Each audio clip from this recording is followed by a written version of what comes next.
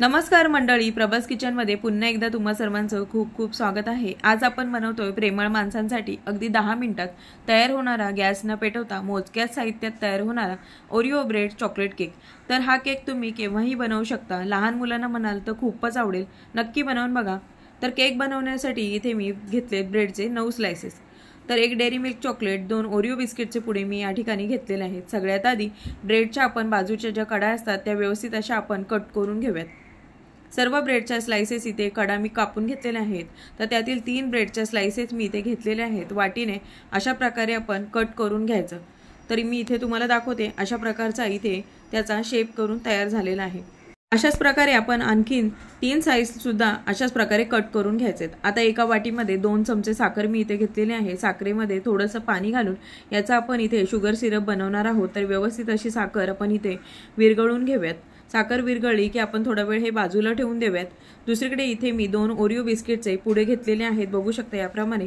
तर यातील सर्व बिस्किट मी काढून घेतलेले आहेत। त्यातील सर्वी आपण ही जी क्रीम आहे ती वेगळी करून घेणार आहोत। तर बिस्किटचे तुकडे आपण मिक्सरच्या भांड्यामध्ये घालणार आहोत।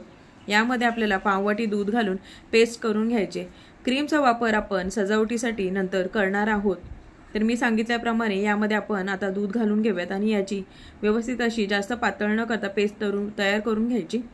तर आता प्लेटला थोडंसं ओरिओ पेस्ट लावून घ्यायचं। त्यावर दाखवते त्याप्रमाणे स्लाइसचे तुकडे आपण ठेवणार आहोत। तर पेस्ट लावल्याने ब्रेड व्यवस्थित चिकटून राहतील, हलणार नाहीत। तर यावरती आपल्याला शुगर सिरप लावायचे, पण खूप नाही लावायची, नाहीतर स्लाइसेस तुटू शकतात। तर यावरती ओरिओची पेस्ट लावून घ्यायची आणि व्यवस्थित अशी स्प्रेड करून घ्यायची। पुन्हा दुसरा लेयर लावायचा आणि सेम प्रोसेस आपल्याला यावरती करून घ्यायची।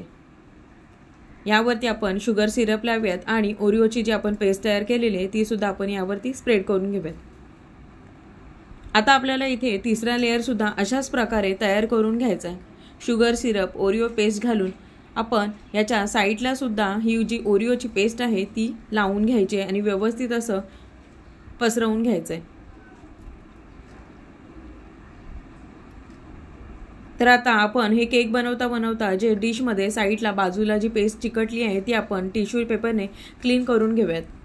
तर तयार आहे केक। आता जी क्रीम आपण बाजूला ठेवली होती त्याचा आपण इथे मी दाखवते त्याप्रमाणे रोल करून त्याची अशी रिंग किंवा सर्कल म्हणू शकता, तर अशा प्रकारे बनवून घेऊयात।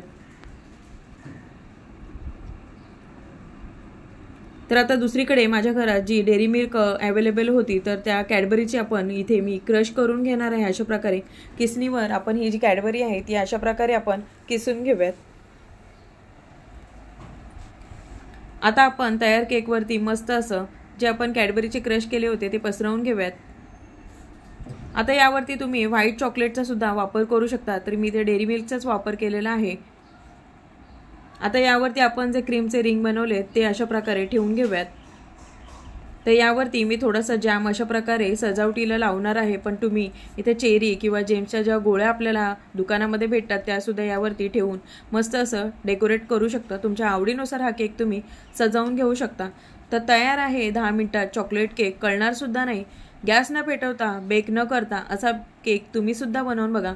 तुमचा अनुभव माझ्याबरोबर नक्की शेअर करा आणि सोबत आपल्या प्रभास किचन या चॅनलला अशा साध्या सोप्या रेसिपींसाठी नक्की लाईक, शेअर, सबस्क्राईब करायला विसरू नका। पुन्हा भेटूयात। धन्यवाद।